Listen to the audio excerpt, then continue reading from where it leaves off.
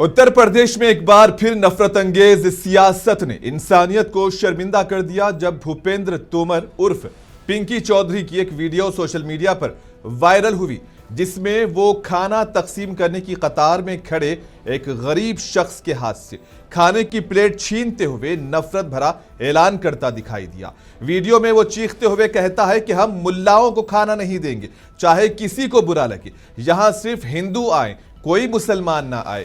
इस वाक़े ने न सिर्फ सोशल मीडिया पर शदीद गम व गुस्से को जन्म दिया, बल्कि भारत में बढ़ती हुई मजहबी नफरत और मुसलमानों के खिलाफ खुलेआम इम्तियाजी रवैयों पर भी संगीन सवालात उठा दिए हैं। पिंकी चौधरी से पहले भी मुतअद्दिद बार मुस्लिम मुखालिफ बयानात और इश्तियाल अंगेजी में मुलव्विस रह चुका है, और ऐसे वाक़ियात भारत के सेक्युलर तशख़्ख़ुस पर एक बड़ा सवालिया निशान है, जहां मजहब की बुनियाद पर नफरत और तकसीम की सियासत मुसलसिल खतरनाक शक्ल इख्तियार करती जा रही है। मुल्ला नाम है मेरे पास, सुनो भाई,